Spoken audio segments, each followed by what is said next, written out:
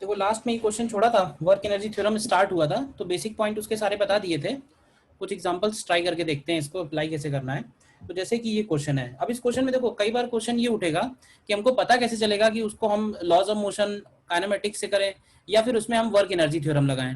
तो देखो क्वेश्चन में क्या है, क्वेश्चन में अगर डिस्प्लेसमेंट वगैरह दिया हुआ है ब्लॉक्स का, क्योंकि डिस्प्लेसमेंट अगर दिया हुआ है ना तो वर्क डन निकाल सकते हैं, और हमसे पूछा हो स्पीड इनिशियल फाइनल, तो इसका मतलब है कि कहीं ना कहीं इससे हिंट मिलेगा कि हमें वर्क एनर्जी थ्योरम करना है, हमें एफबीडी वगैरह बनाने की जरूरत नहीं है, एक्सीलरेशन निकालने की जरूरत नहीं है। तो जैसे इस क्वेश्चन में तुम ध्यान से देखो, कह रहा है कि ब्लॉक ए का हमें स्पीड निकालना है when block B has descended through a distance 10 centimetre. मतलब जहां से रिलीज किया है वहां पे दोनों ब्लॉक्स की स्पीड 0 है। अब जरा ये बताओ कि अगर ये ब्लॉक बी, देखना ध्यान से, अगर ये ब्लॉक बी जो है ये नीचे आ रहा है 10 सेंटीमीटर, 10 सेंटीमीटर का मतलब है 0.1 मीटर, ठीक है, तो ब्लॉक ए कितना आगे आएगा?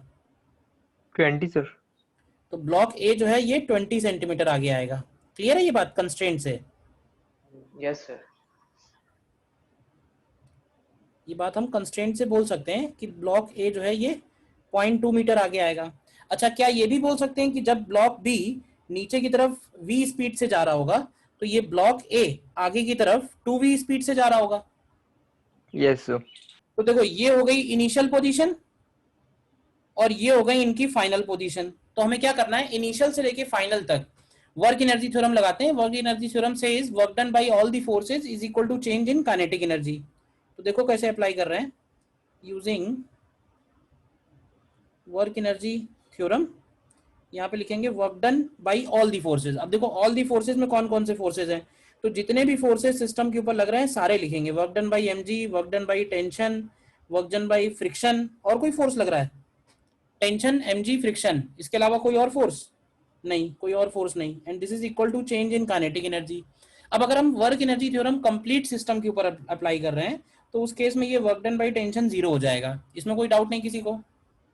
बोलो। अब mg का वर्क किसके ऊपर हो रहा है, दोनों के ऊपर हो रहा है क्या किसी एक के ऊपर हो रहा है? mg का वर्क एक के ऊपर। सिर्फ b के ऊपर हो रहा है। तो b कितना नीचे आ रहा है, 0.1 मीटर, और उसका वेट कितना है 10 न्यूटन। तो हम लोग लिख सकते हैं इसको +10 फोर्स हो गया और 0.1 डिस्प्लेसमेंट हो गया। इसके बाद फ्रिक्शन का वर्क किस पे हो रहा है, तो फ्रिक्शन का वर्क सिर्फ a के ऊपर हो रहा है। कितना फ्रिक्शन लग रहा है इसके ऊपर निकाल सकते हैं, तो एफ के की वैल्यू हो जाएगी म्यू इंटू एन, तो एफ के की वैल्यू आएगी 4 न्यूटन। बोलो। और फ्रिक्शन का वर्क नेगेटिव आएगा तो ये पड़ेगा माइनस 4, और इनटू डिस्प्लेसमेंट कितना है 0.2। Now this is equal to change in kinetic energy. तो चेंज का मतलब है फाइनल माइनस इनिशियल, तो फाइनल हम दोनों का लिखेंगे, तो बी का होगा हाफ 1 इंटू v स्क्वायर और ए का होगा हाफ 2 इंटू 2v का स्क्वायर। बताओ। और इनिशियल काइनेटिक एनर्जी दोनों की ही 0 थी। बताओ क्लियर है या नहीं ये स्टेटमेंट? तो तुम देखो इस एक ही लाइन से हमें डायरेक्टली v मिल जाएगा, निकाल लो, कैलकुलेट कर लो कितना आएगा।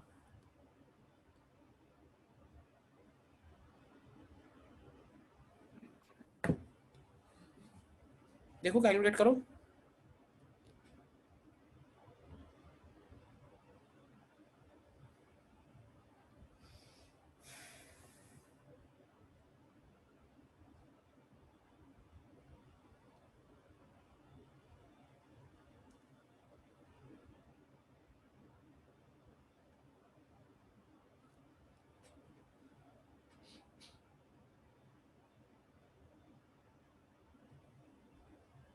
और ये सर ये आपने जो टेंशन का वर्क हटा दिया है क्योंकि फोर्स तो कैंसिल हो जाएंगे ना दोनों सर। इसलिए नहीं हटा दिया बेटा क्योंकि टेंशन का वर्क डन 0 होता है, इसलिए हटा दिया है। लिखवाया ये पॉइंट स्पेशली कि वर्क डन बाय हाँ हाँ टेंशन ऑन ठीक है। Complete system is 0। Yes sir okay. कितना आता है v का वैल्यू?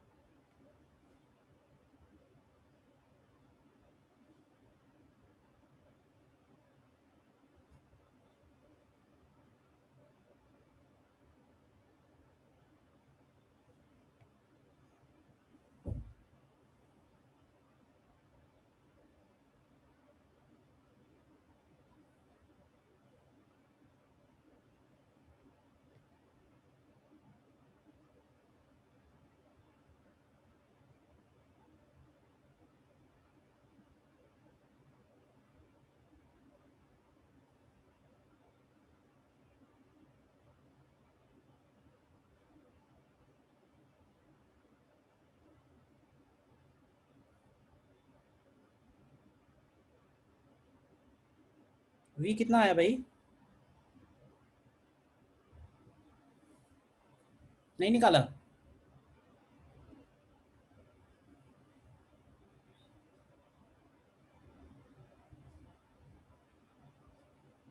√2/45 आएगा शायद।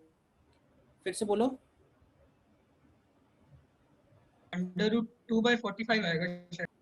Under root of 2/45, under root के अंदर ही है ना सब? ठीक है, रुक Yes. जा। मेथड क्लियर है ना? कोई डाउट है बताओ। नेक्स्ट क्वेश्चन देखो। A block of mass 2 kg is released from rest from point A of a rough incline.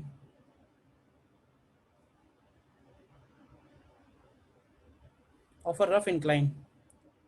It slides down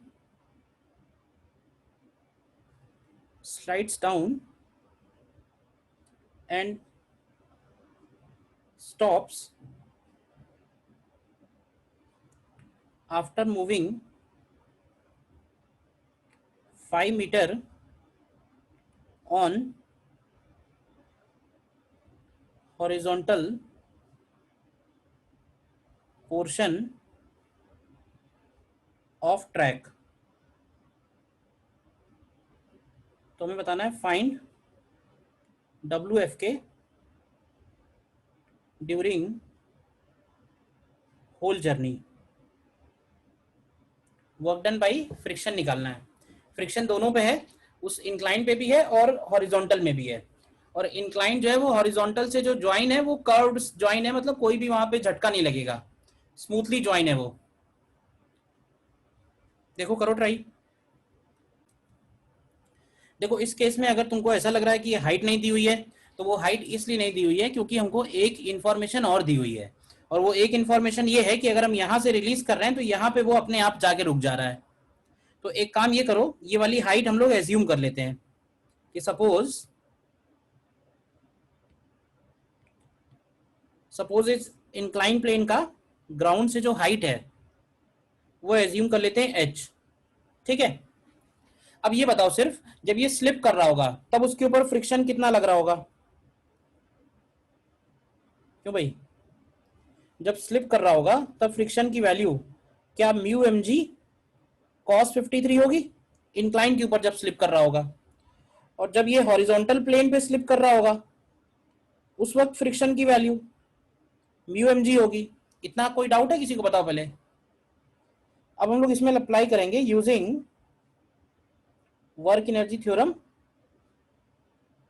ठीक है, कौन कौन से फोर्सेस हैं लिखो ध्यान से। डब्ल्यू एम जी है, डब्ल्यू नॉर्मल है, डब्ल्यू फ्रिक्शन है, और ये सब मिलके डेल्टा के ई के इक्वल होना चाहिए। देखो अब इसमें डब्ल्यू नॉर्मल का वर्क डन 0 होगा क्योंकि नॉर्मल किसी भी टाइम पे उसके डिस्प्लेसमेंट के परपेंडिकुलर है। यस और नो? कहीं डाउट है बताना। mg का वर्क कितना होगा? जब ये बॉडी a पॉइंट से b पॉइंट आ रही है तो mg का वर्क मतलब mg के डायरेक्शन में कितना डिस्प्लेसमेंट है, तो mg का वर्क अगर लिखेंगे तो ये हो जाएगा mg, और mg की डायरेक्शन में डिस्प्लेसमेंट तो ये डिस्प्लेसमेंट है h, और mg का वर्क प्लस में आएगा। फ्रिक्शन का वर्क अगर हम लिखेंगे तो हमको ब्रेक करके लिखना पड़ेगा।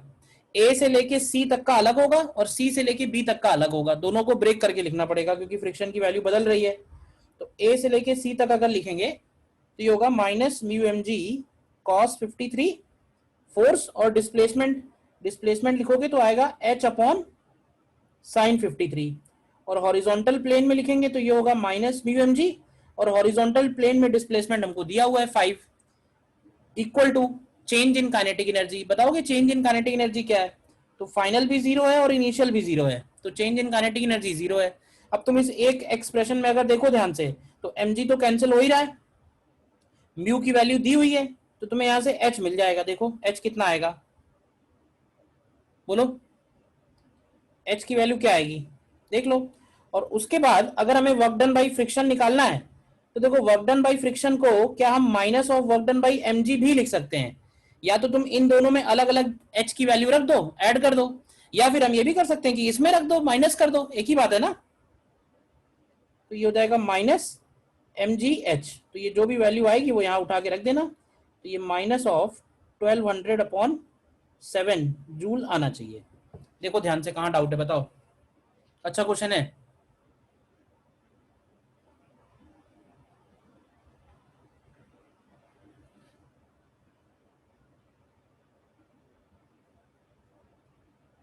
बोलिए।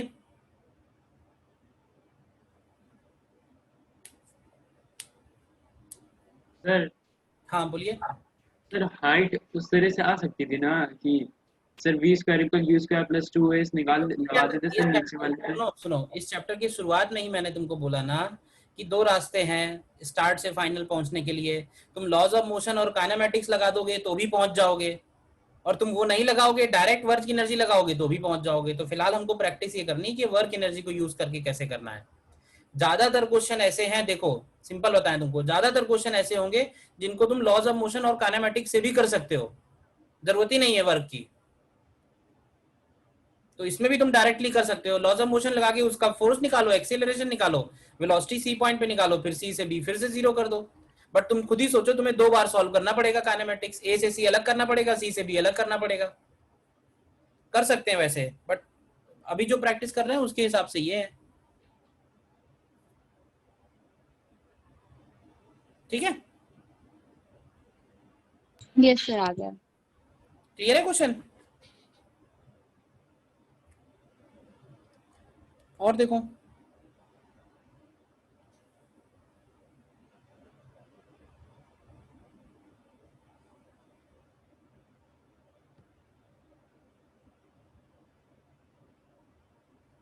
मान लेते हैं ये 4 kg का एक मास है पॉइंट ए पे, और ये स्ट्रिंग का लेंथ दिया हुआ है 5 मीटर।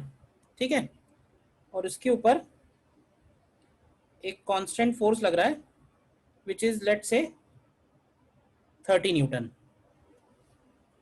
ठीक है, क्वेश्चन लिखना है इसमें, a constant force starts acting on particle from A in the direction shown, in the direction shown। ठीक है, हमको फाइंड करना है, फाइंड ए पार्ट में maximum deflection of string with vertical, और बी पार्ट में maximum velocity of particle during the motion. Maximum velocity of particle during the motion.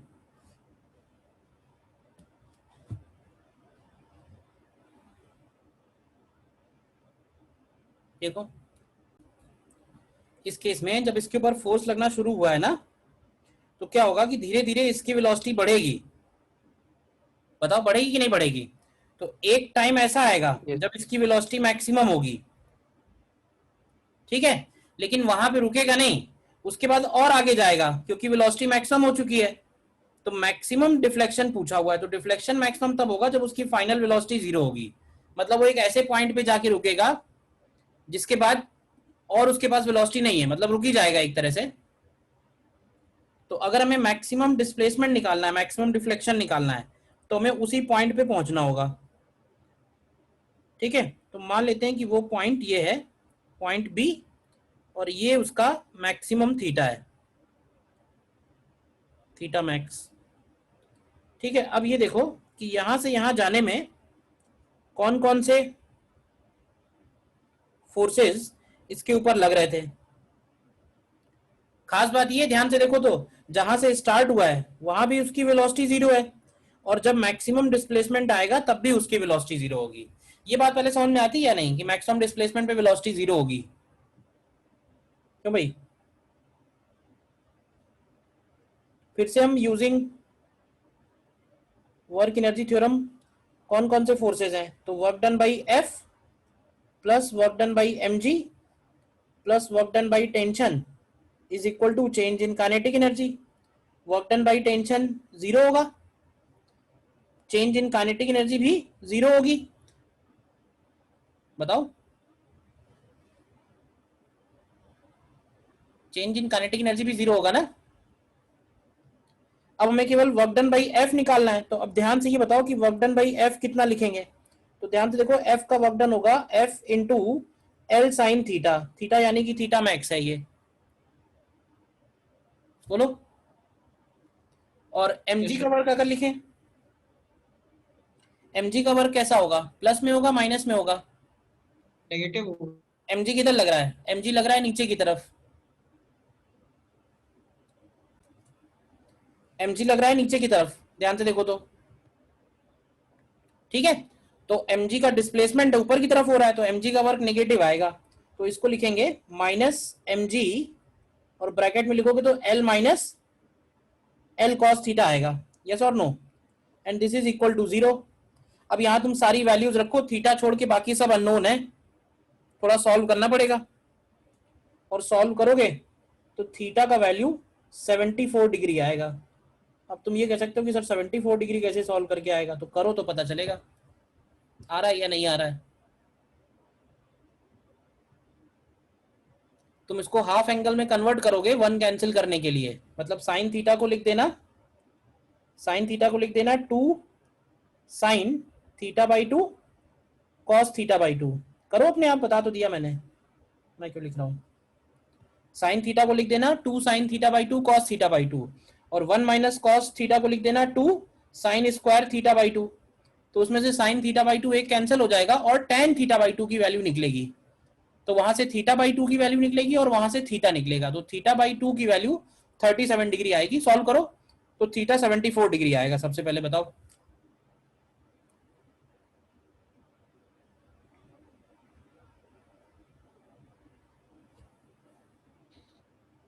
बोलो ए part.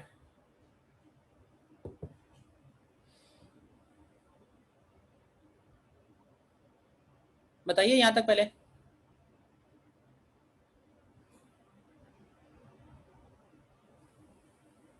Sir एक कंडीशन हम लोगों ने पढ़ी है कि एक्सट्रीम पॉइंट पे सारे फोर्सेस बैलेंस्ड होते हैं।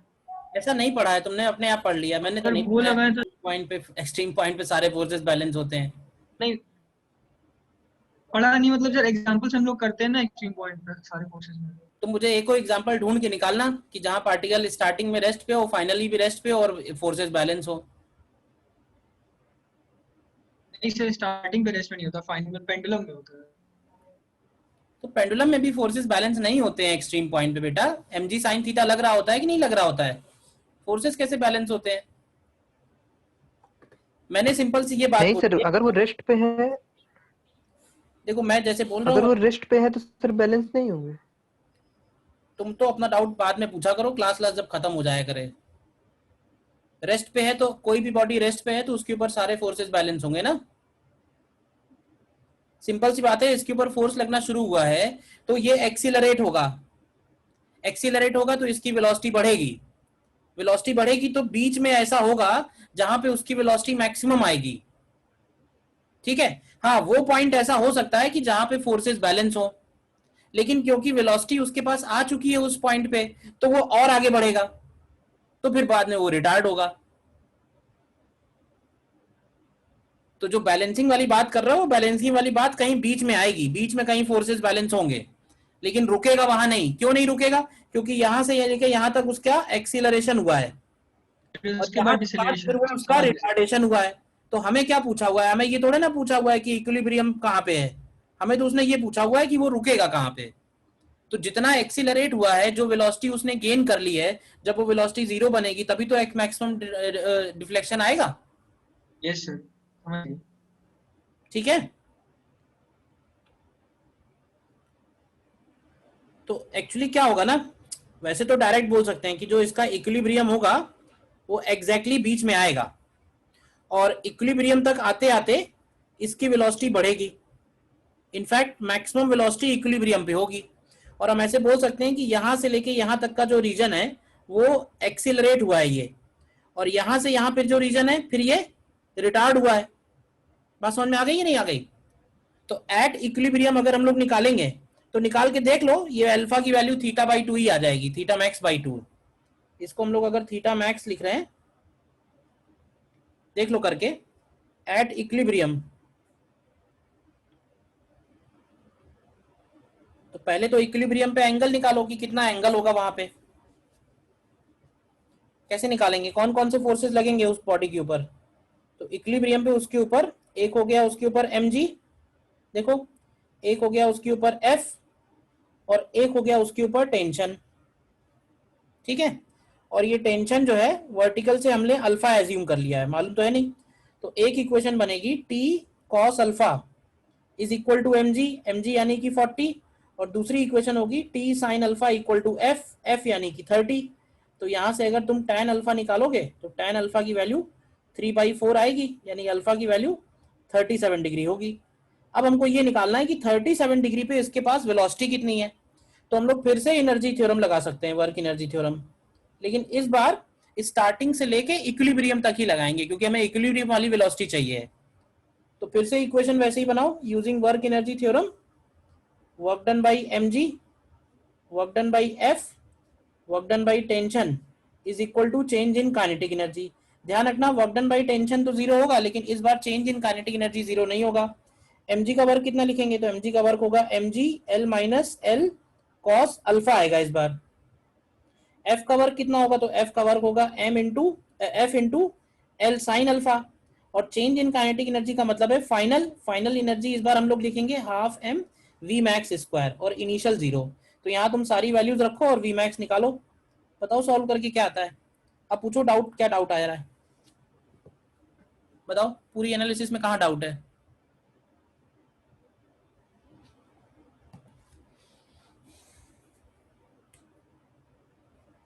थोड़ा सोचो ध्यान से कि जब उसको हम खींचना शुरू करेंगे ना तो शुरू में हो रहा होगा एक्सीलरेट।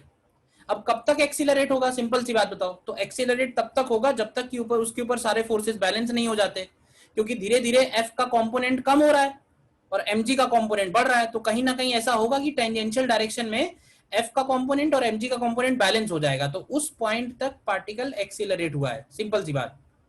और उसके बाद उसके पास वेलोसिटी आ चुकी होगी तो वो और आगे बढ़ेगा, तो और आगे बढ़ेगा तो फिर वो एक्चुअली सिमेट्री है, कांस्टेंट फोर्सेस हैं, इसलिए उतना ही और आगे जा रहा है। मतलब जितना टाइम लग रहा है उसको डेसिलरेट होने में उतना ही टाइम लग रहा है एक्सीलरेट होने में, या मतलब जस्ट रिवर्स। और सर हाँ वो जब बी पॉइंट पर उसकी वेलोसिटी जीरो हो जाएगी तो उसके बाद वो फिर से तो नीचे आएगा ना सर? हाँ फिर से नीचे आएगा, तो एक्चुअली वो इक्विलिब्रियम के अबाउट ऐसे ऐसे ऑसिलेट होता रहेगा। ठीक है सर। सर अगर अच्छा फोर्स इसमें कांस्टेंट, अगर कांस्टेंट फोर्स लग रहा है उसके ऊपर, तो अब इसके बाद वो बी पॉइंट से पीछे आएगा, मतलब इसका मोशन ऐसे ही होता रहेगा इन्हीं दोनों, मतलब इक्विलिब्रियम के दोनों तरफ 37 पे, क्योंकि जहां पे रुका है वहां पे फोर्सेस तो बैलेंस है नहीं, तो फोर्स अब उसका लग रहा है टुवर्ड्स इक्विलिब्रियम।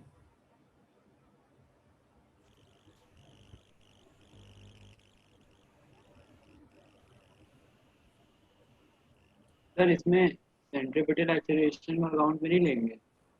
अरे एक्सीलरेशन हम लोग वर्क में कहाँ लेते हैं बेटा, केवल फोर्सेस, क्या वर्क निकाल रहे हैं सर जो एक्सीलरेशन। आपने इसके वीडियो बनाई है सर उसमें तो आएगा ना? इक्विलिब्रियम पे तो फोर्सेस बैलेंस होते हैं ना इक्विलिब्रियम पे।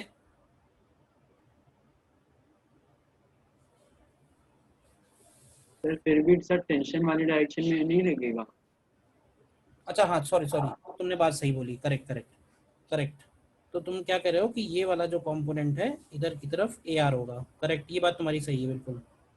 तो हमको फोर्सेस इस डायरेक्शन में बैलेंस करने चाहिए थे, ठीक है। वो थोड़ा जल्दबाजी में गड़बड़ हुआ है, देखो ध्यान से। ऐसे आंसर में भी वी में इमेजिनरी वैल्यू आ रही है। हाँ समझ में आ गया क्या गड़बड़ हुई। mg की f का कंपोनेंट, f का कौन सा कंपोनेंट आएगा, f का cos अल्फा कंपोनेंट और mg का sin अल्फा कंपोनेंट। एक्चुअली क्या है ना, टेंजेंशियल डायरेक्शन में फोर्सेस बैलेंस्ड है, रेडियल डायरेक्शन में तो AR है उसके पास, बट टेंजेंशियल में फोर्सेस बैलेंस है। तो हमको इक्वेशन ये बनानी चाहिए थी, correct, f cos alpha is equal to mg sin alpha, ये इक्वेशन आएगी। तो यहाँ से tan अल्फा की वैल्यू हम लोग जब लिखेंगे तो बन जाएगी f अपॉन mg, और f अपॉन mg 3/4 आ जाएगा। ठीक, अभी सही है। अब तुम लोग इतने सारे उल्टे सीधे डाउट पूछते हो कि कॉन्सेप्ट मेरे भी खराब होने लगे हैं। बोलिए अब क्या डाउट है, क्लियर है?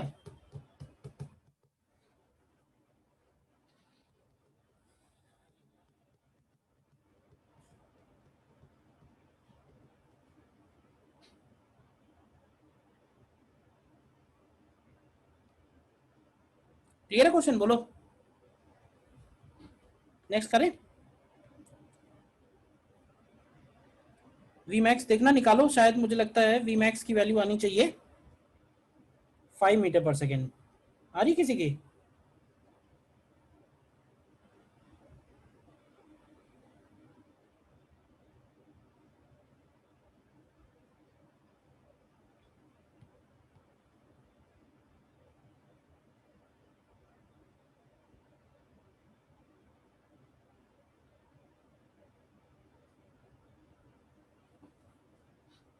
ठीक है, नेक्स्ट देखो क्वेश्चन फिर।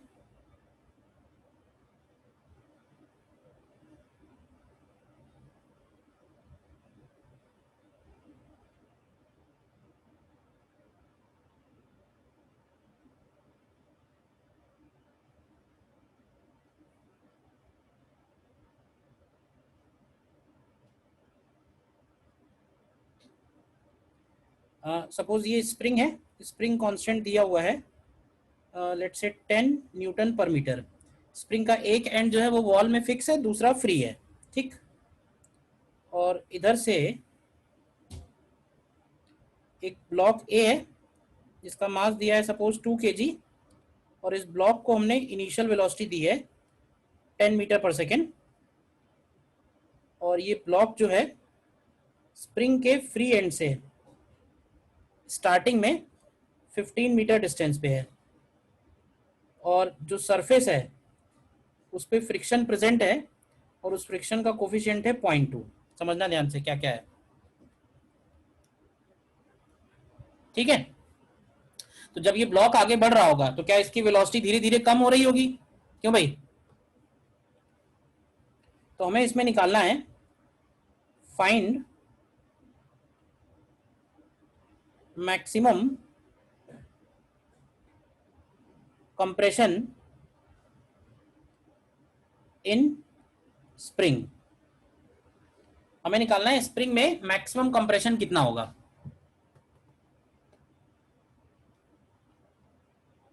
ठीक है ना?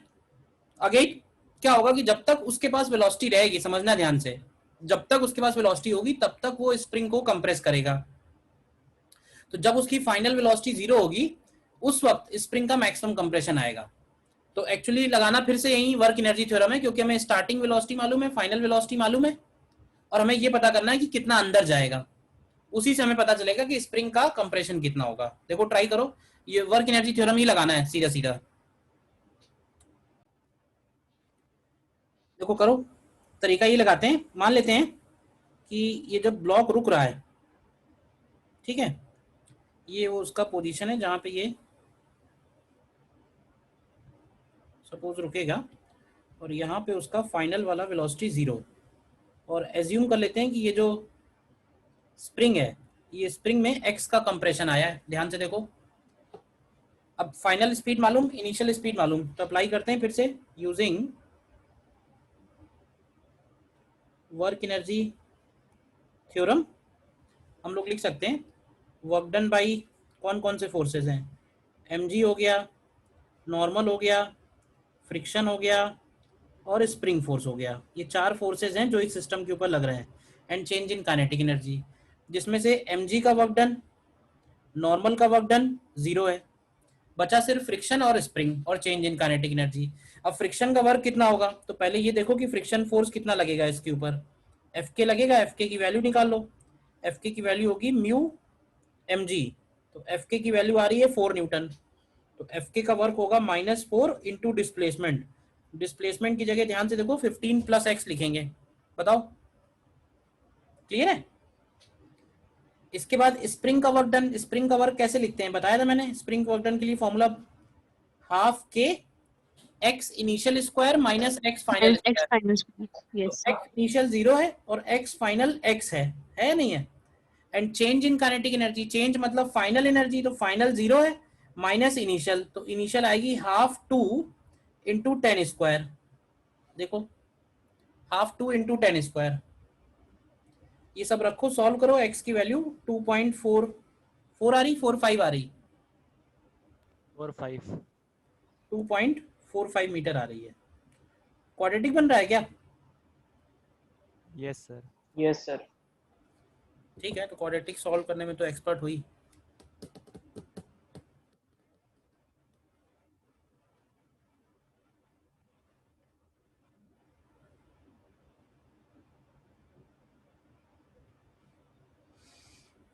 और देखो जो भी सिचुएशंस हो सकती हैं पॉसिबल, वो मैं सारी करा दे रहा हूं। देखो नेक्स्ट क्वेश्चन, ये भी अच्छा क्वेश्चन है।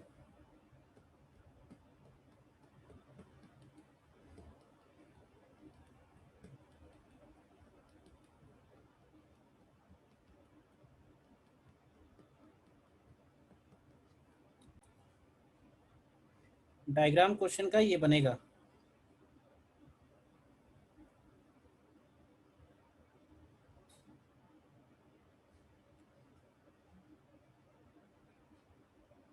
सपोज ये रफ सरफेस हो गया, म्यू है, और एक ब्लॉक है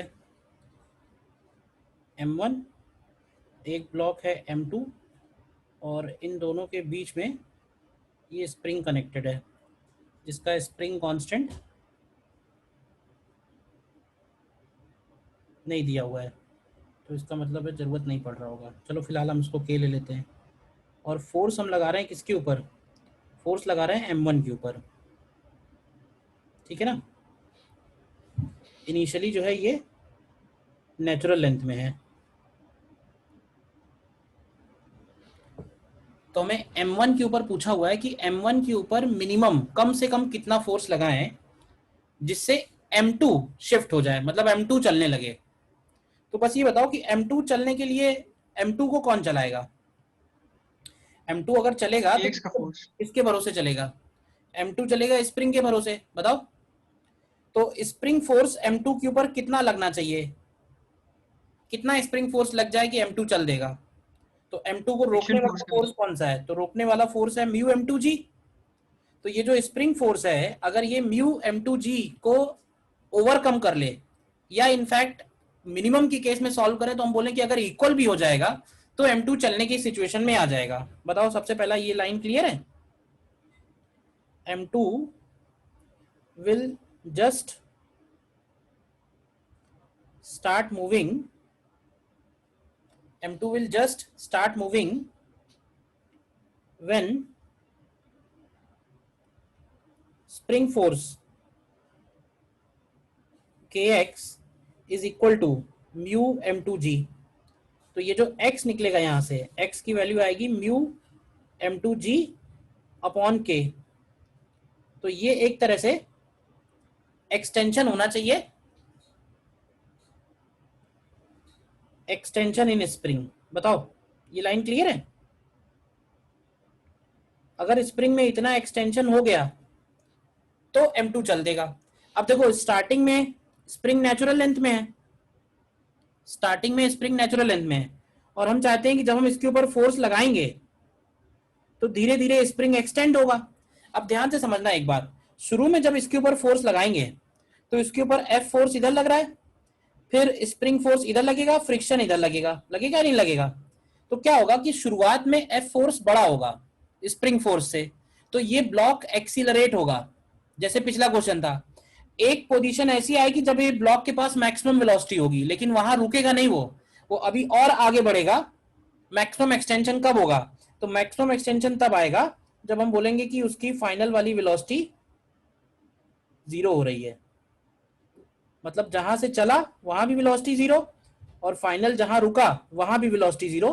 तो जहां ये रुक रहा है, अगर उस पॉइंट तक ये x डिस्प्लेस हो गया तो हमारा काम हो जाएगा। तो उसके लिए हम लोग यूज करते हैं यूजिंग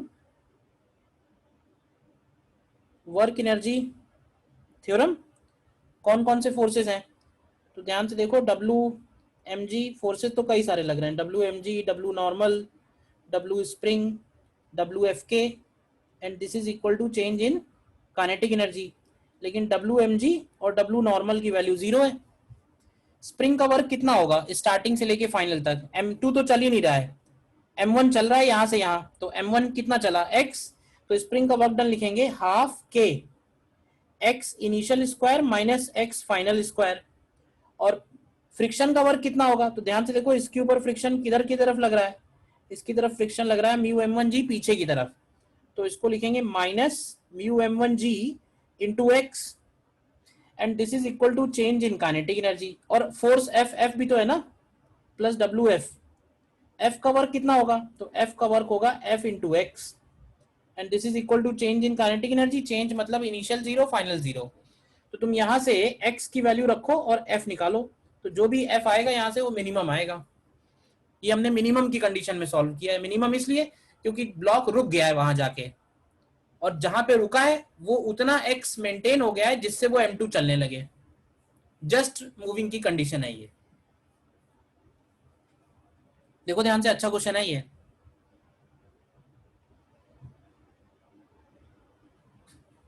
x की वैल्यू रखो, देखो क्या आता है आंसर।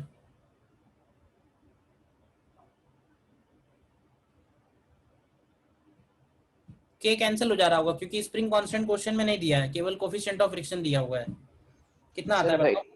सर वही तो आ रहा है सर, kg ब्रैकेट में m1 प्लस m2/2। नहीं, तुमने kg bracket m1 plus m2g बोला था, बाई 2 ने अभी बोला है तुमने। बाई 2 बोला था। बोला था, ठीक है। Yes. Mu m1g plus mu m2g by 2 है, मतलब बाई 2 सिर्फ m2 पे है।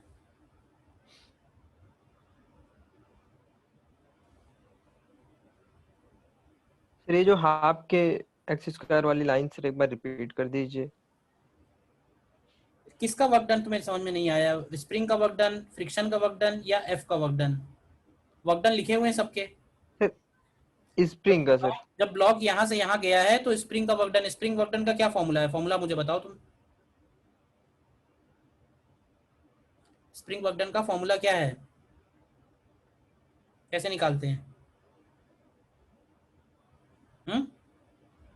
सर जो फोर्स लग रहा है और उसमें जो एक्सटेंशन है। नहीं बेटा, ऐसे नहीं निकालते दो। ना, अपना अपना तुम जो पढ़ाते हैं वो याद बिल्कुल नहीं रखते हो ना, इसीलिए तुम्हारी समस्या यही है, एक ही समस्या है तुम्हारी, दूसरी समस्या ही नहीं है। तुम्हें कुछ याद रहता नहीं पिछली क्लास का, क्या हुआ है पिछली क्लास में, हाँ हाँ ठीक और है अगली सर। क्लास में फिर उसी में फिर पूछ देते हो। और सर एक ये फ्रिक्शन वाला, सर जो फोर्स लगता है वो तो समझ में आ रहा है, लेकिन जो वर्क हो रहा है जैसे एक्स एक्सटेंशन है, ये नहीं समझ में आ रहा है।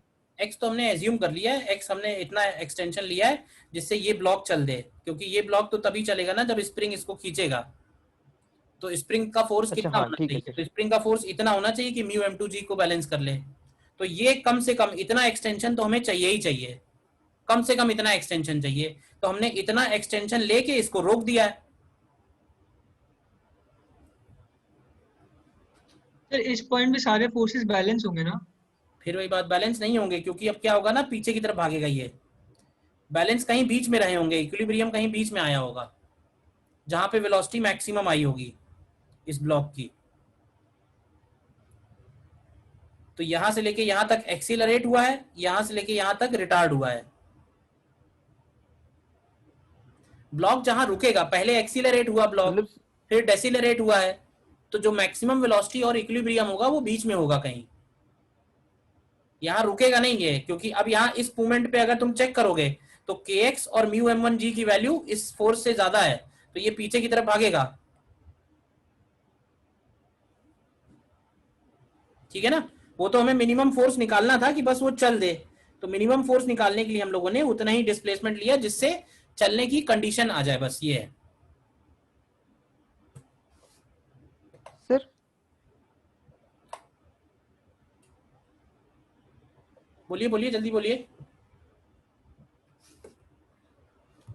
कुछ नहीं। क्लियर है? और कोई डाउट इसमें? ठीक है, तो ये है वर्क एनर्जी थ्योरम। अब ऐसे समझ लो कि इस चैप्टर का जो हार्ट है वो वर्क एनर्जी थ्योरम ही है। ये चैप्टर ही इसीलिए इंट्रोड्यूस हुआ है कि वर्क एनर्जी थ्योरम तुमको अप्लाई करना आ जाए, और उसका बेनिफिट क्या है वो तुम देख ही रहे हो क्वेश्चंस में। ठीक है ना? जो भी क्वेश्चन हम लोग लॉज ऑफ मोशन काइनेमेटिक्स से कर सकते हैं उसको वर्क एनर्जी से भी कर सकते हैं, या वाइस वर्सा ही बोल सकते हैं कि जो वर्क एनर्जी से कर सकते हैं वो काइनेमेटिक्स लॉज ऑफ मोशन से भी कर सकते हैं। लेकिन बेनिफिट क्या है? बेनिफिट ये है कि जल्दी आंसर आ जाता है। अब इस केस में अगर तुमको कहा जाए कि नहीं एक्सीलरेशन से करो, तो तुम जब एक्सीलरेशन निकालोगे तो वो वेरिएबल आएगा ना एक्सीलरेशन, फिर वेरिएबल एक्सीलरेशन को तुम इंटीग्रेट करोगे तो वो सब प्रॉब्लम थोड़ी बढ़ जाएंगी, कैलकुलेशन बढ़ जाएगा। इसका बेनिफिट ये है कि हमने डायरेक्टली बस एक ही लाइन लिखनी है वर्क एनर्जी थ्योरम। ठीक है, तो इस चैप्टर के फिर नेक्स्ट पॉइंट में आगे बढ़ते हैं। अगला हेडिंग पड़ेगा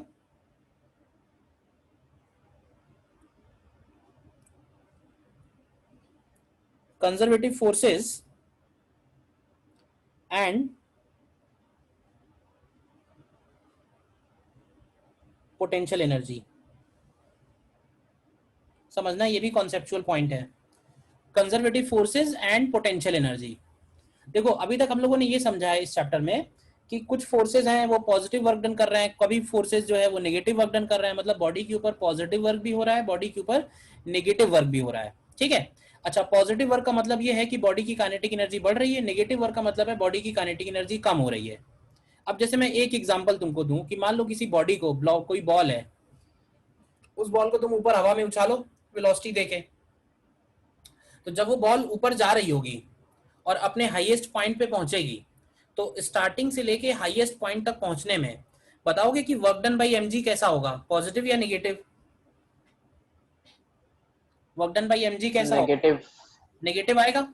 और हम ऐसे बोल भी सकते हैं भाई क्योंकि work done by MG negative है इसलिए बॉडी की काइनेटिक एनर्जी कम हो रही है। स्टार्टिंग में हमने ज्यादा एनर्जी दी उसको, काइनेटिक एनर्जी, हाईएस्ट पॉइंट पे जाते जाते उसकी काइनेटिक एनर्जी जीरो हो गई, तो वर्क एनर्जी थ्योरम सेटिस्फाई हो रही है ना कि एमजी का वर्क नेगेटिव है और नेगेटिव वर्क का मतलब है काइनेटिक एनर्जी डिक्रीज हो रही है।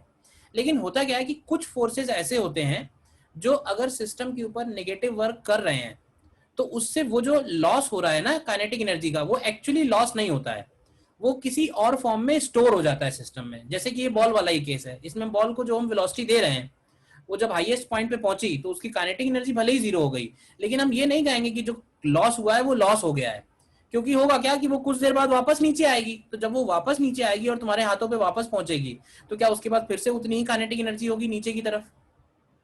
तो इसका मतलब ये हुआ कि mg कुछ स्पेशल खास बात है, mg अगर नेगेटिव वर्क कर रहा है तो वो वर्क लॉस नहीं हो रहा है, बल्कि वो वर्क सिस्टम में स्टोर हो जा रहा है। तो जिस फॉर्म में स्टोर हो रहा है उसी को हम लोग बोलते हैं पोटेंशियल एनर्जी। बताओ, पहले ओवरव्यू समझ में आया इसका बेसिक मतलब क्या है? और ऐसे जो फोर्सेज होंगे, हर फोर्स ऐसा नहीं कर पाएगा, ऐसे जो फोर्सेज होंगे उन फोर्सेज को हम लोग बोलते हैं कंजर्वेटिव फोर्सेज। बेसिक बात ये है कि कंजर्वेटिव फोर्स अगर नेगेटिव वर्क कर रहे हैं सिस्टम के ऊपर तो वो एनर्जी लॉस नहीं हो रही है, बल्कि वो एनर्जी किसी और फॉर्म में स्टोर हो रही है, जिस फॉर्म में स्टोर हो रही है उसको हम लोग बोलते हैं पोटेंशियल एनर्जी। और वो पोटेंशियल एनर्जी हमको वापस रिट्रीव हो सकती है in the form of kinetic energy, यानी ultimately there is no loss. तो कोई लॉस नहीं हो रहा है, इसीलिए ऐसे फोर्सेज को हम लोग बोलते हैं कंजर्वेटिव फोर्सेज। बताओ, मैंने जितना बोला क्लियर है?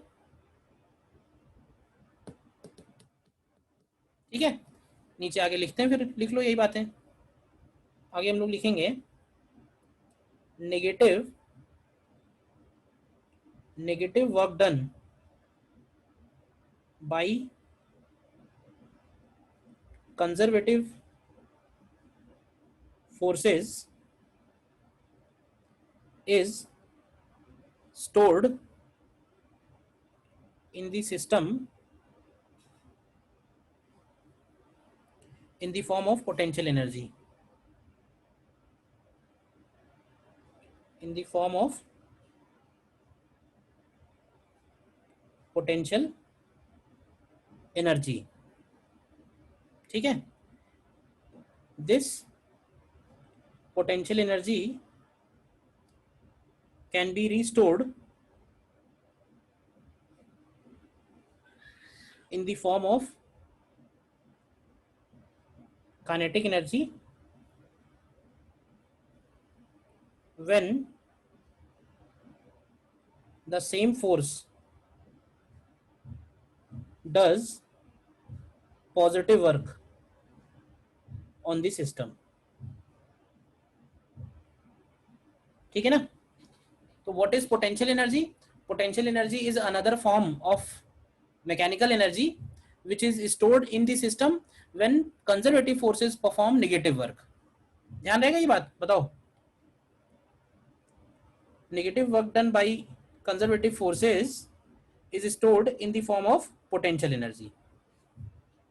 ठीक है, ये तो हो गई इसकी बेसिक डेफिनेशन.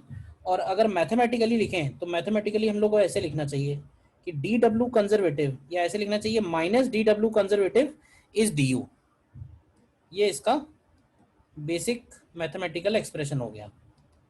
जिसमें मैंने जो लेफ्ट हैंड साइड पे लिखा है ये है negative of work done by conservative force, और राइट हैंड साइड पे है increase in potential energy of system. Increase in potential energy of system. तो इसको हम लोग ऐसे लिखें अगर D U is equal to minus D W conservative है, एंड वर्क डन को क्या लिख सकते हैं? क्या वर्क डन को हम लोग F conservative dot D are लिख सकते हैं? F conservative dot D are बोलो. और ये आ जाएगा minus of F into D R into cos theta. बोलो. तो यहां से अगर एफ की वैल्यू लिखें तो एफ की वैल्यू हो जाएगी minus D U by D are maximum, क्योंकि मैक्सिमम के केस में हम लोग थीटा की वैल्यू 0 ले सकते हैं. देखो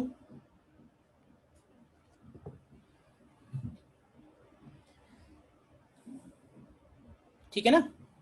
यहां से अगर तुम निकालोगे तो minus of D U by D R की वैल्यू आएगी एफ कॉस थीटा. तो अगर हमसे कहा जाए कि minus D U by D R की मैक्सिमम वैल्यू क्या होगी, तो minus D U by D R की मैक्सिमम वैल्यू एफ के बराबर हो जाएगी when theta is equal to 0 degree. तो ये एक्सप्रेशन हम लोग यूज करते हैं. हो सकता है तुमने पहले यूज भी किया होगी कभी. पोटेंशियल एनर्जी दी हुई है, उससे हम लोग फोर्स निकाल सकते हैं. ठीक है ना. पोटेंशियल एनर्जी जैसे दी हुई है, मान लो y दिया हुआ है, पोटेंशियल एनर्जी mg y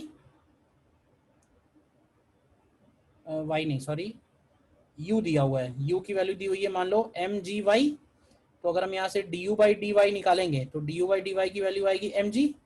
तो यहाँ से f कंजर्वेटिव की वैल्यू हो जाएगी माइनस mg. तो हमको मालूम है कि फोर्स जो है, फोर्स कितना होता है? फोर्स माइनस mg होता है. तो पोटेंशियल एनर्जी प्लस mgh होती है. तो वो एक तरह से रिलेशन है. इससे हम किसी भी फोर्स और उसकी पोटेंशियल एनर्जी के बीच में रिलेशन निकाल सकते हैं. बस ये है कि ये पोलर फॉर्म में एप्लीकेबल है. पोलर फॉर्म मतलब रेडियल फॉर्म में, आर के फॉर्म में है. अगर हम चाहें तो इस फॉर्मूले को एक्स वाई कोऑर्डिनेट के फॉर्म में भी कन्वर्ट कर सकते हैं. इनफैक्ट कर ही लो, जरूरत पड़ेगी इसकी भी. तो जैसे नीचे नोट करके फर्स्ट पॉइंट में अगर हमें फोर्स दिया हुआ है इस फॉर्म में F x I cap plus F Y J cap plus F Z के कैप. ठीक है. और हमें डी आर वेक्टर को लिख सकते हैं हम लोग D X I cap plus D Y J cap plus D Z के कैप. तो यहाँ से अगर हम डी यू निकालें, डी यू को लिखते हैं minus of F dot D R. तो अगर ऐसा करेंगे तो ये हो जाएगा minus of F X D X plus F Y D Y plus F Z D Z. तो अगर हमें पोटेंशियल एनर्जी चाहिए तो इसको इंटीग्रेट कर सकते हैं. तो ये हो जाएगा minus integration of F X D X plus F Y D Y plus F Z D Z. अब देखो पोटेंशियल एनर्जी एक ऐसा फंक्शन है जिसका हमें रेफरेंस लेना पड़ेगा. अच्छा, रेफरेंस का मतलब क्या होता है? जैसे मान लो मैं एक एग्जांपल लूं कि तुमसे बोला जाए कि तुम्हारी हाइट क्या है. सिंपल सा क्वेश्चन है, तुम्हारी हाइट क्या है? तो तुम जो भी बोलोगे 5 फीट 10 इंच, 5 फीट 5 इंच. ठीक है. बट अगर मैं कहूँ कि तुम जाके किसी बिल्डिंग पे खड़े हो जाओ, 100 फीट की बिल्डिंग है 100 फीट हाइट की, और उसके टॉप मोस्ट छत पे खड़े हो, अब तुमसे कोई तुम्हारी हाइट पूछे तो तुम बोलोगे 105 फीट। बताओ गलत है क्या आंसर? गलत तो नहीं बनेंगे, क्योंकि अगर ग्राउंड से मेजर करेंगे तो ग्राउंड से मेजर करने में हाइट आएगी 105 फीट। तो फिर वो पूछने लगेगा नहीं नहीं मुझे ग्राउंड से नहीं चाहिए, मुझे तुम्हारी हाइट चाहिए। तो तुम्हारी हाइट चाहिए का मतलब ये है कि तुम अपना रेफरेंस अपने पैरों के पास लो, तुम्हारे फीट जो है वो तुम्हारा रेफरेंस होना चाहिए। वहां से अगर हाइट मेजर करोगे तो कितनी आएगी? तो बोले वहां से मेजर करेंगे तो 5 आएगी। तो हाइट एक ऐसा फिजिकल क्वांटिटी है जिसकी वैल्यू रेफरेंस पे डिपेंड करेगी कि रेफरेंस कहाँ लिया हुआ है। तो ठीक वैसे ही पोटेंशियल एनर्जी भी है। पोटेंशियल एनर्जी की वैल्यू जो है वो डिपेंड करेगा कि हमने जीरो कहाँ से ले रहे हैं, कहाँ से मेजर कर रहे हैं। तो वो रेफरेंस पॉइंट हमें डिफाइन करना जरूरी होगा जब भी हम वैल्यू निकाल रहे हैं इसकी। तो मान लेते हैं कि हमने जहां रेफरेंस लेना है वहां पे यू जीरो हो जाएगा, ठीक है ना, और इसको हम लोग बोलते हैं दिस इज रेफरेंस पॉइंट, और जहां निकालना है वहां यू हो जाएगा। अब जीरो कहाँ पे है? तो कहीं भी हो सकता है, जहां भी क्वेश्चन बोलेगा। तो मान लेते हैं ये X A Y A Z A, और ये हो गया X B Y B and Z B. देखो ध्यान से, तो ये फॉर्मूला हमको एक ध्यान रखना है। अगर हमें फोर्स दिया हुआ है वेक्टर फॉर्म में, समझना ध्यान से, और हमें पोटेंशियल एनर्जी निकालनी है। फोर्स दिया हुआ है वेक्टर फॉर्म में और पोटेंशियल एनर्जी कैलकुलेट करनी है। देखो ध्यान से, कुछ डाउट है कहीं तो बताओ।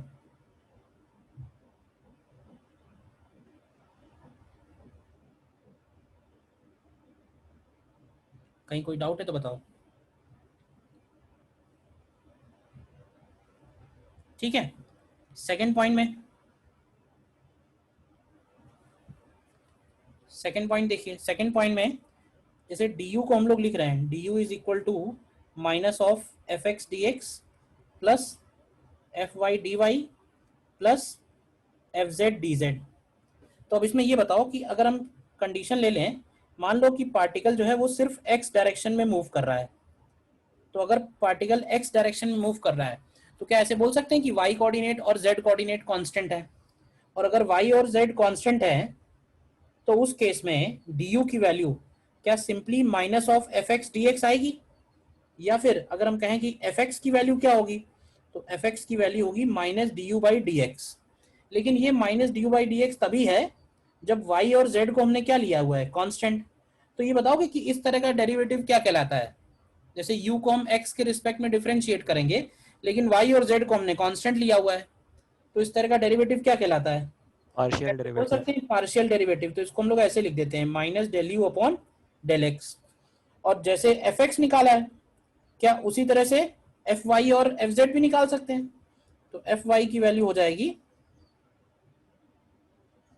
एफ वाई की वैल्यू होगी minus del U upon del Y, and F Z की वैल्यू होगी minus del U upon del Z. मतलब ये मेथड हम क्या देख रहे हैं, अगर हमें फोर्स पता है तो पोटेंशियल एनर्जी निकालना चाहिए, पोटेंशियल एनर्जी पता है तो फोर्स निकालना आना चाहिए। दोनों एक दूसरे से कनेक्टेड है। तो अगर हमें पोटेंशियल एनर्जी दी हुई है एक्स वाई जेड के फंक्शन में और हमें फोर्स पता करना है, तो हम लोग ये फॉर्मूला यूज कर सकते हैं, minus del U upon del X I cap minus del U upon del Y J cap and minus del U upon del Z के कैप। देखो ये दूसरा वाला भी क्लियर है। तो ये दोनों फॉर्मूले यूज होंगे। देखो जो कुछ यूज होगा वो मैं पहले से ही बॉक्स में बंद कर देता हूँ, जिससे तुम्हें ध्यान रहे कि इसको तो याद रखना ही है किसी भी सूरत में।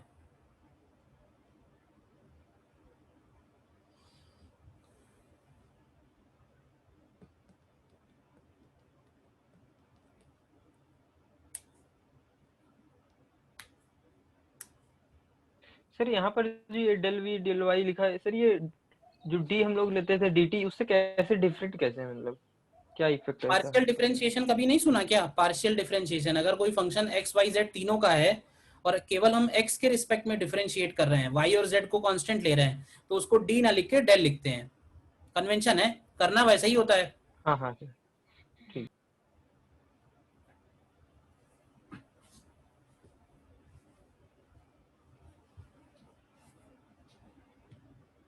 ठीक है,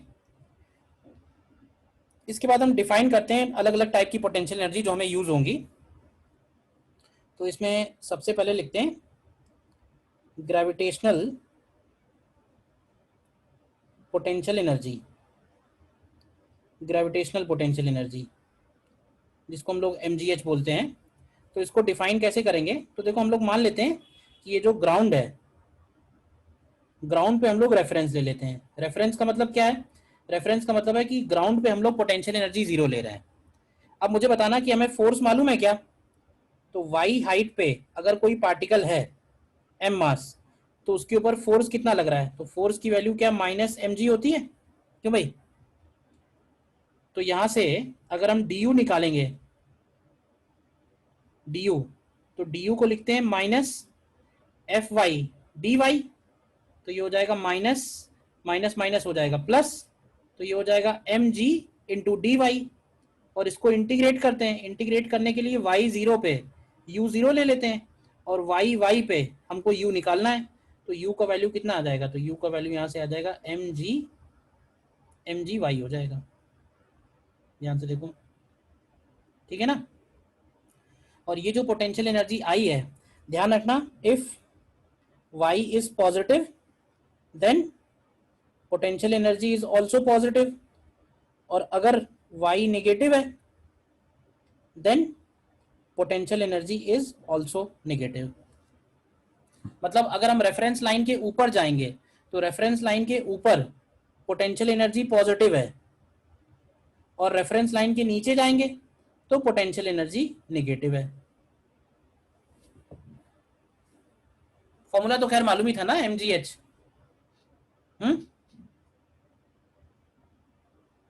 यस सर। अब ऐसे बताओ मुझे, जैसे मान लो कि कोई ऐसा रॉड है, ठीक है, ये एक रॉड है, तो इस रॉड का पोटेंशियल एनर्जी कैसे निकालेंगे। ये m मास l लेंथ का रॉड है और हमसे कहा गया कि रेफरेंस जो है वो ग्राउंड पे लेना है।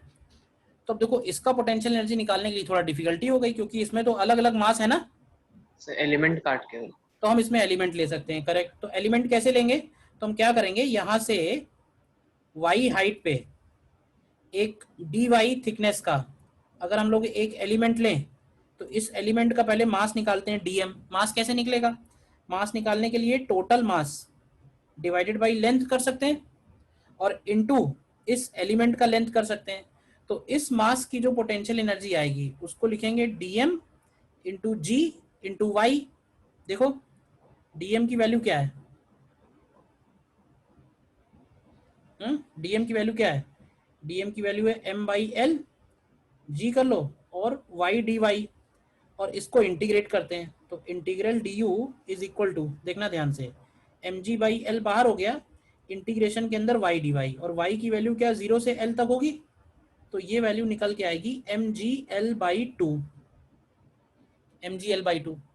तो क्या इसको ऐसे ही बोल सकते हैं कि this is equal to mg और इंटू ycm, क्यों। Yes sir. तो अब ये बात तुम ध्यान रखना कि अगर कोई एक्सटेंडेड ऑब्जेक्ट है, for any extended body, while calculating gravitational potential energy, तो ऐसे बोल सकते हैं कि whole mass can be assumed as a point mass at its center of mass, at its center of mass।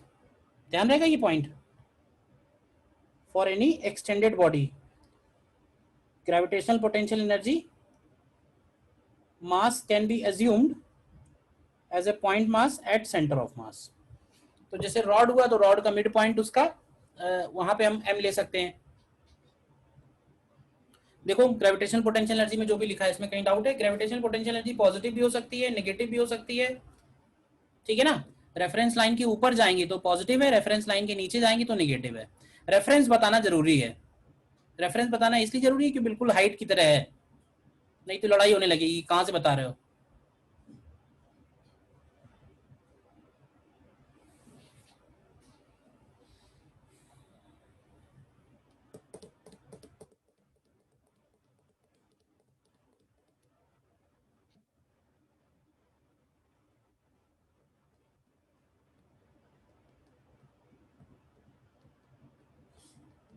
ठीक है।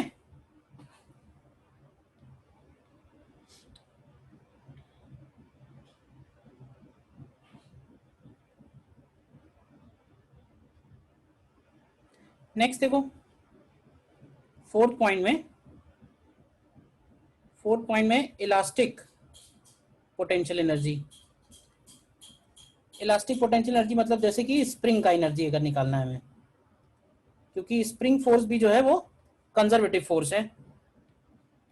तो क्या करें इसके लिए, तो सपोज कर लेते हैं स्प्रिंग है और स्प्रिंग ऑलरेडी मान लेते हैं अपने नेचुरल लेंथ से, स्प्रिंग का सपोज ये नेचुरल लेंथ है और ये स्प्रिंग अपने नेचुरल लेंथ से x एक्सपैंड है, ध्यान से देखना, ठीक है। तो जब ये x एक्सपैंड है तो इसका स्प्रिंग फोर्स किधर लग रहा होगा, क्या इसके स्प्रिंग फोर्स की वैल्यू को हम लोग -kx लिख सकते हैं अगर डायरेक्शन के साथ लिखें तो।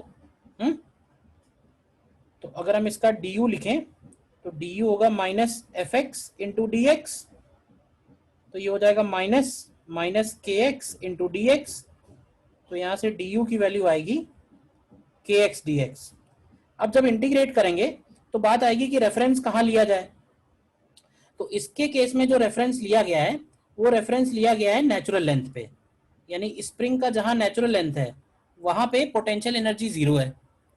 तो जहां पे x 0 है वहां u 0 है, तो x पे पोटेंशियल एनर्जी क्या होगी, तो पोटेंशियल एनर्जी स्प्रिंग की ध्यान से देखो तो निकल के आ जाएगी half k x square. Spring की पोटेंशियल एनर्जी क्या निकल के आ जाएगी, हाफ के एक्स स्क्वायर। और ये जो निकल के आई है इसमें खास बात ये है कि ये वैल्यू जो होगी ये हमेशा पॉजिटिव होगी। मतलब कहने का स्प्रिंग चाहे कंप्रेस हो चाहे स्प्रिंग एक्सपैंड हो, दोनों सिचुएशन में स्प्रिंग की पोटेंशियल एनर्जी पॉजिटिव ही होगी, क्योंकि x की वैल्यू तुम प्लस में रखो या x की वैल्यू माइनस में रखो, हाफ के एक्स स्क्वायर तो हमेशा ही पॉजिटिव आएगा ना। बोलो।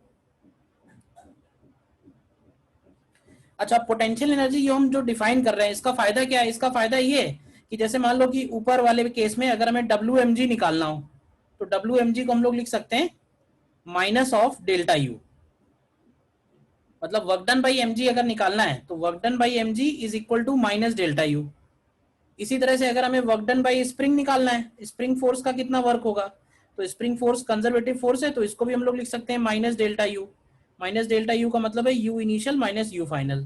तो फॉर्मूला तो वही आ गया जो हम लोगों ने डब्ल्यू स्प्रिंग से डिराइव किया था, ध्यान से चेक करो तो हाफ के x initial square minus half के एक्स फाइनल स्क्वायर, हाफ के x initial square minus half के x final square.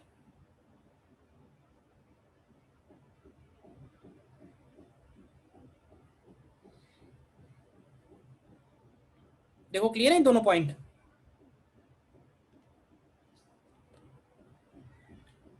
Actually 3 forces हैं जो कंजर्वेटिव हैं जिनकी पोटेंशियल एनर्जी हम लोग पढ़ते हैं। एक पढ़ते हैं ग्रेविटेशनल फोर्स। अब ग्रेविटेशनल फोर्स को तुम mg बोलो या फिर G m1 m2 upon r square बोलो, एक ही फोर्स है वो, तो एक ही पोटेंशियल एनर्जी है वो, ग्रेविटेशनल पोटेंशियल एनर्जी। एक हो गया ग्रेविटेशनल पोटेंशियल एनर्जी, एक हो गया इलास्टिक पोटेंशियल एनर्जी यानी कि spring force, spring force is also conservative force. और तीसरा फोर्स हम लोग पढ़ते हैं कूलम्स लॉ में, वो जो कूलम्बिक फोर्स होता है which is k q1 q2 upon r square. उसका भी तुमने पोटेंशियल एनर्जी पढ़ा होगा, तो उसका फॉर्मूला आता है k q1 q2 upon r, ठीक है ना। बट वो अभी जरूरत नहीं है तो अभी उसको नहीं ले रहे हैं, अभी हम लोग यही दो ले रहे हैं क्योंकि इन्हीं दोनों से हमें डील करना पड़ेगा।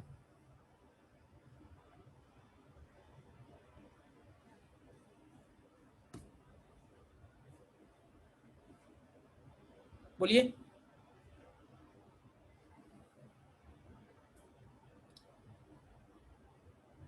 क्लियर है? Yes sir. नेक्स्ट पॉइंट इसमें लिखते हैं फिर। अब जैसे बार बार आ गया conservative force non conservative force, तो इनमें क्या डिफरेंस है, कैसे पहचानेंगे, ये सारी बातें भी एक बार देख लेते हैं। Difference between conservative and non conservative forces. अच्छा, जैसे मैंने बताया कि कंजर्वेटिव फोर्सेस, 3 फोर्सेस हैं जो कंजर्वेटिव हैं, तो कौन कौन से हैं? ग्रेविटेशनल फोर्स, स्प्रिंग फोर्स और इलेक्ट्रोस्टैटिक फोर्स। उसी तरह से जरा बताओ कि मुझे नॉन कंजर्वेटिव फोर्स कौन से हैं? फ्रिक्शन। Sir friction. फ्रिक्शन, दोनों फ्रिक्शन अलग अलग हैं, तो कौन सा friction? Kinetic friction. Kinetic. Kinetic friction is non conservative force, static friction नहीं, ठीक है ना? और कोई force? Mechanical. Viscosity. Viscous force. Actually क्या है ना, किसी भी तरह का डायनेमिक फ्रिक्शन जो है वो नॉन कंजर्वेटिव बनेगा। किसी भी तरह का डायनेमिक फ्रिक्शन नॉन कंजर्वेटिव बनेगा। डायनेमिक फ्रिक्शन का मतलब है कि बॉडी में मूवमेंट हो रहा हो और रबिंग हो रही हो। तो रबिंग अगर सॉलिड सॉलिड के बीच में है तो हम उसको बोलते हैं काइनेटिक फ्रिक्शन। अगर वही रबिंग सॉलिड लिक्विड के बीच में या लिक्विड लिक्विड के बीच में है, लिक्विड लिक्विड के बीच में जब होगी तो उसको हम लोग बोलते हैं विस्कस फोर्स, जिसको हम लोग स्टोक्स लॉ में पढ़ते हैं, याद होगा ना, विस्कस फोर्स। और अगर मान लो एयर में मूव कर रहे हैं तो एयर की भी अपनी विस्कोसिटी है, तो एयर ड्रैग भी नॉन कंजर्वेटिव फोर्स हो गया। अच्छा, मोटा मोटा डिफरेंस क्या है? ये तो एग्जांपल हो गए भाई, एग्जांपल हो गए एम जी लिखो या फिर जी m1 m2 upon are square लिखो, एक ही फोर्स है वो, दो नहीं है। दूसरा फोर्स हो गया स्प्रिंग फोर्स, और तीसरा फोर्स हो गया कूलम्बिक वाला, तो ऐसे ही लिख देते हैं केवल k q1 q2 upon are square. ये 3 फोर्सेज हो गए कंजर्वेटिव। नॉन कंजर्वेटिव में हो गया kinetic friction, comma viscous force, comma air drag, मतलब एयर में, लिक्विड में और सॉलिड में, बस ऐसे समझ लो। अच्छा, ये तो एग्जांपल हो गए, मतलब डिफरेंस क्या बनेगा बाय डेफिनेशन? क्या डिफरेंस होगा दोनों में, बताओगे? बोलो। सर कंजर्वेटिव फोर्स जो वर्क नेगेटिव वर्क करेंगे वो लॉस नहीं होगा, जो नॉन करेक्ट। कंजर्वेटिव करेंगे वो लॉस हो जाएगा सिस्टम से परमानेंटली। हाँ, वो सिस्टम से किसी और फॉर्म में कन्वर्ट हो जाएगा जिससे हम उसको रिट्रीव नहीं कर सकते हैं। फॉर एग्जांपल काइनेटिक फ्रिक्शन का जो वर्क है, मैंने बताया था कि रबिंग ऑफ हैंड्स अगर हम लोग कर रहे हैं तो काइनेटिक फ्रिक्शन नेगेटिव वर्क कर रहा है, और वो जो मैकेनिकल एनर्जी है वो हीट में कन्वर्ट हो जा रही है। अब हीट में कन्वर्ट हो गई, अब वापस थोड़े ना मिल जाएगी कि हाथ गर्म कर लें तो मैकेनिकल एनर्जी आ जाएगी, तो वापस रिट्रीव नहीं होगा वो। तो मैकेनिकल एनर्जी किसी और एनर्जी में कन्वर्ट हो गई है जो मैकेनिकल में वापस नहीं आ सकती, तो उसको हम लोग बोलते हैं मैकेनिकल का लॉस हो गया। Total energy of whole universe तो कांस्टेंट ही है, एनर्जी को ना तो क्रिएट कर सकते हैं ना डिस्ट्रॉय कर सकते हैं, बट ये कि मैकेनिकल जब किसी और में कन्वर्ट हो जाती है तो उसको हम लोग मैकेनिकल के रिस्पेक्ट में लॉस बोलते हैं। तो अगर हम लोग इसमें एक एक लाइन लिखना चाहें तो इसमें ये लिखना चाहिए, इसमें लिखेंगे negative work done is stored in the form of potential energy of system। इधर लिख देंगे negative work done is stored in the form of potential energy of system, और इसमें हम लोग लिखेंगे negative work done is equal to loss of mechanical energy. Mechanical energy मतलब bracket लिख देना कि energy is converted to some other type of energy.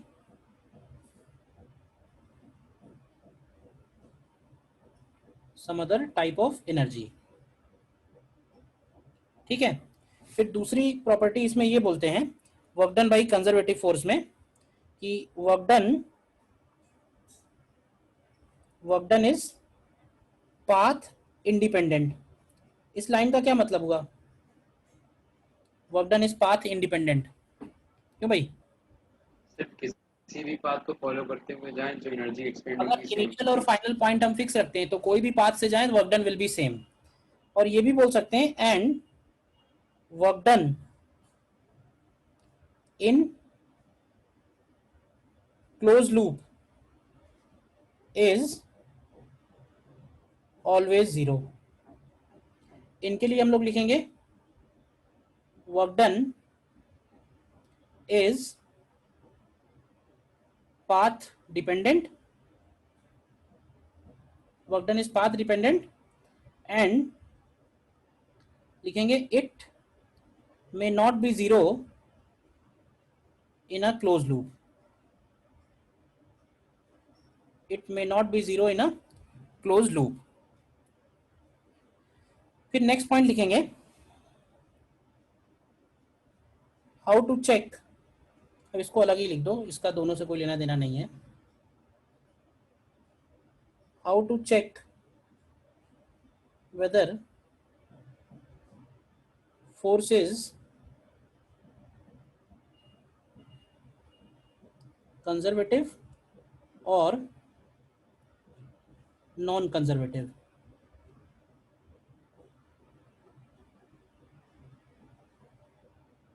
How to check force is conservative और नॉन कंजर्वेटिव. अब देखो वैसे तो तुम कहोगे कि सर यही तो फोर्स है जो सामने लिखे हुए हैं, तो अब चेक क्या करना है. अब चेक ऐसे करना है कि कुछ कभी ऐसा हो सकता है कि मैथमेटिकली हमको कोई एक्सप्रेशन दिया हुआ है और उसके बारे में हमसे पूछेगा. तो जो मैथमेटिकल एक्सप्रेशंस होते हैं उसमें भी कई बार ऐसा होता है कि कुछ फोर्सेज ऐसे होंगे जो पाथ पे डिपेंड नहीं करेंगे, और कुछ फोर्सेज जिनका वर्क डन पाथ पे डिपेंड नहीं करेगा, और कुछ फोर्सेज ऐसे होंगे जिनका वर्क पाथ पे डिपेंड करेगा. तो हम इसी बेसिस पे डिफाइन कर देते हैं कि जिनका पाथ पे डिपेंड नहीं कर रहा है दे आर कंजर्वेटिव, और जिनका पाथ पे डिपेंड कर रहा है दे आर नॉन कंजर्वेटिव. तो मैथमेटिकली हम कैसे चेक करेंगे, तो मैथमेटिकली चेक करने के लिए हमारे पास एक तरीका है, जिसको हम लोग बोलते हैं कि ऐसे फोर्सेस के लिए del cross F is equal to 0 होना चाहिए फॉर कंजर्वेटिव फोर्सेस.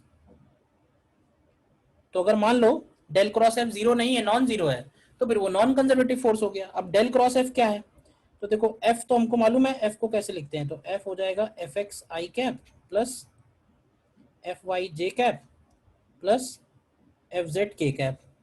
और डेल क्या है, तो डेल का मतलब है, डेल ऑपरेटर का मतलब है del upon del X I cap plus del upon del Y J cap plus del upon del Z के कैप. मतलब डेल अकेला नहीं होगा, कभी डेल के आगे कुछ लिखा होगा, तो डेल के आगे जो लिखा होगा उस पे वो del upon del X apply होगा, del upon del Y apply होगा, del upon del Z apply होगा. ये मतलब है. जैसे तो डेल क्रॉस एफ को अगर हम डिटर्मिनेंट की फॉर्म में लिखें, तो डेल क्रॉस एफ को हम इस तरह से लिखेंगे, डिटर्मिनेंट बना लेते हैं, ठीक है. तो इधर हो जाएगा I cap J cap K cap, बीच में आएगा del upon del X, del upon del Y, del upon del Z, और इधर आएगा एफ एक्स एफ वाई और एफ जेड. तो जब तुम इस डिटर्मिनेंट को सॉल्व करोगे, जैसे आई को सॉल्व करेंगे तो इन दोनों का मल्टीप्लाई करेंगे, इन दोनों का मल्टीप्लाई करेंगे, तो जब वो मल्टीप्लाई करेंगे ना तब वो डेल अपॉन डेल वाई के साथ एफ जेड आ जाएगा. इस तरह से सॉल्व करना है. तो अगर ये वैल्यू तुम्हारी 0 हो जाती है तो हम बोलेंगे कि वो फोर्स कैसा है, कंजर्वेटिव, और अगर 0 नहीं होती है तो वो फोर्स कैसा है, नॉन कंजर्वेटिव. डेल क्या है? डेल ऑपरेटर बोलते हैं, मैथमेटिकल ऑपरेटर है, जैसे मैथमेटिकल ट्रिग्नोमेट्री फंक्शन है वैसे ही है. जैसे फिजिकली क्या हो गई है? फिजिकली कैसे बताऊं, बताओ. कर्ल होता है, कर्ल मतलब कि अगर हम फील्ड लाइन ड्रॉ करते हैं तो फील्ड लाइन के अलोंग बनता है.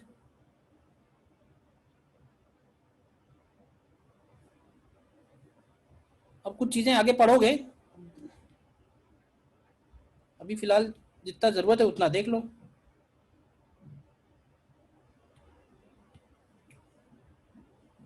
मैथमेटिकल ऑपरेटर है, बस फिलहाल तुम्हें ये समझना है.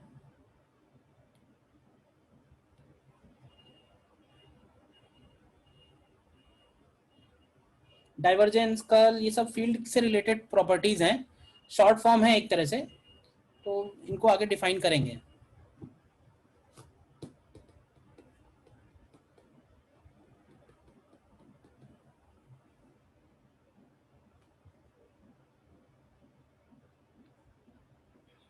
इसमें एक बस छोटा सा प्रॉब्लम कर लो. Check whether following forces are conservative or non-conservative. Check whether following forces are conservative or non-conservative. जैसे A पार्ट में फोर्स है y i cap plus x j cap, B part में फोर्स है suppose Y square I cap plus X square J cap. C part में force है 2xy I cap plus X square J cap.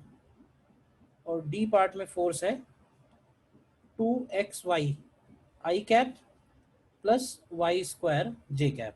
कैसे check करोगे? तो तुम सीधे ये डिटर्मिनेंट बनाओ और उस डिटर्मिनेंट की वैल्यू निकालो क्या बनेगी। 0 बन रही है या नॉन जीरो बन रही है? करके बताऊं या कर रहे हो? सर कर रहे हैं। करो, देख लो। डेल अगर नहीं समझ में आ रहा है तो डेल को तुम देख लो कैसे करना है। जैसे ए पार्ट में अगर मैं ये डिटर्मिनेंट बनाऊं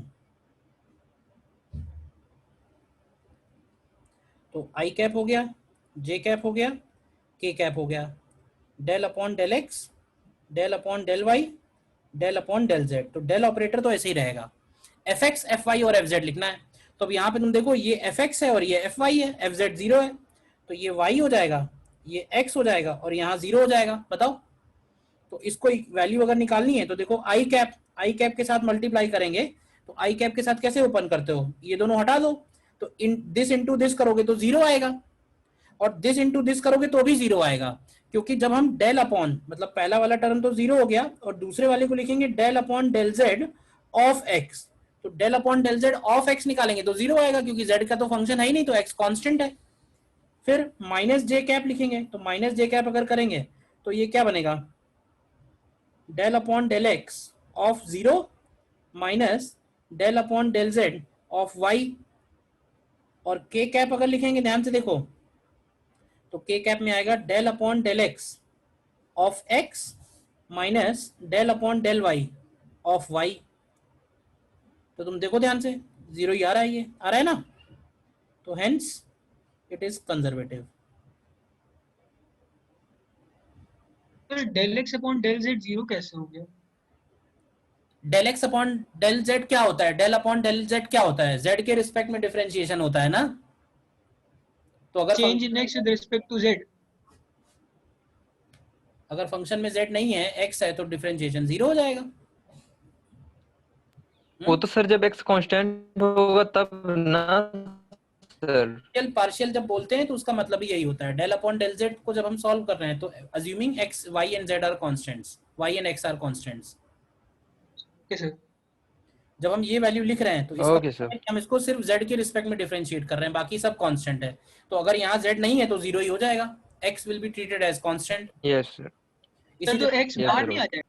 जब यहाँ लिख रहे हैं तो अगर यहाँ पे z का कोई फंक्शन नहीं है, y के रिस्पेक्ट में है, तो 0 ही होगा। ये तुम सर लोग ये अगर एक्स को कांस्टेंट लेंगे, ये बात सर 11th वाले डाउट पूछे अगर ये वाला, तो मुझे समझ में भी आता है। तुम लोग 11th 12th पास कर चुके हो, उसके बाद ये डाउट पूछ रहे हो। डेल अपॉन डेल जेड तुमने दिखाई नहीं पूरे मैथ में कहीं? पूरे 12th के मैथ में कभी आया नहीं पार्शियल डिफरेंशिएशन?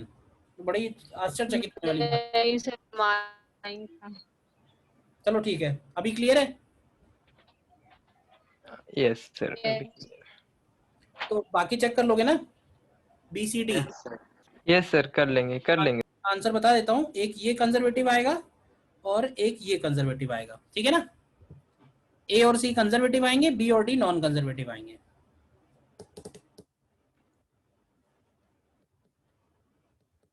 ठीक है, ओके ओके सर।